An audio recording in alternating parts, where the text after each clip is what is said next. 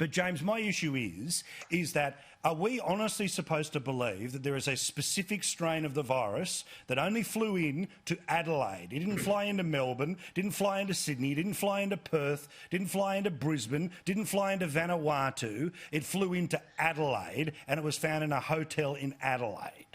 Yeah, well, look, Paul, even if there is this specific strain and even if it transmits quicker or whatever, let's remember, and let's be really frank about this, this is not Ebola, okay? For the vast majority of people who contract this, it's not going to be that huge a deal. That's why you don't lock down entire populations. You secure your nursing homes. You secure your vulnerable populations. That's the problem that they had in Victoria. That's why there are 800 people who won't be able to cast their ballot at the next election because of the way it was mismanaged down there. Good point. What they're doing in South Australia, I think, is just, it's beyond the pale. And let's also think, hotel quarantine, and maybe I'm biased because I'm in it right now and have tested negative.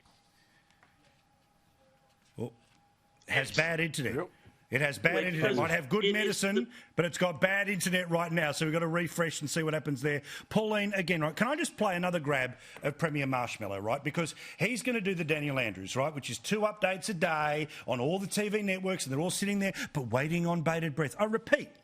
The example is the Crossroads Hotel, more than 30 cases in New South Wales, get on top of it, put out the fire, OK? Instead, this one, which has fewer cases, apparently is magically worse than the ones that had happened earlier in the year. It's an admission that they were all bluster, no detail in preparation for this. Just the same with that idiot in Western Australia. And I don't care if at the election these people win every single house, every single seat in the upper house and the lower house. They are wrong and they are playing their public for fools. But sadly, their public will lick their boots. Listen to this for laying it on with a trowel. Have a look. COVID has challenged us, but it has not defeated us. It's fair to say that we are now facing our biggest test to date, but we can and we must rise to this new challenge. We have world-leading health experts and world-leading systems that have helped keep South Australia safe and strong.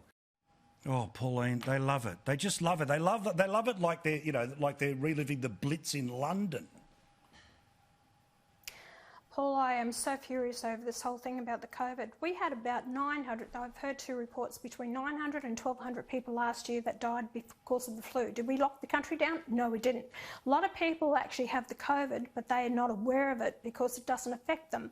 COVID affects, on average, the person who is 80 years of age or older. These people were possibly ready to actually fall off the perch, and I'm going to say this anyway. A woman who dies over 100 years of age, she's died of COVID. No, she was probably ready to actually because of other old age. And let's be true to the facts. And this is what it's all about. But we have been told that scaremongering that has gone on.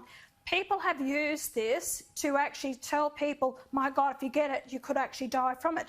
It has an impact on people who have respiratory, old age and those problems with them. For those younger generation schools, we shut down the schools this year. The impact it's going to have on our kids is, who knows what that is going to be in the long term. Then you've got businesses. These people have shut down again, shutting down the businesses, and those people will never recover again. We've destroyed our economy. We've got more people with health issues. We've got more people with cancer problems, probably die because they haven't had the operations, what's needed. So we don't care about that. We don't care about the mental depression that's causing people. We don't care about the breakups of families because of this. It's all about they're keeping us safe. It's a load of BS, and I'd love to see an inquiry, a royal commission into this to actually tell us what these people actually died from. They died with the COVID, not because of the COVID. And this will go on for years and years and then I'll tell you something else. The people, they have the COVID vaccine.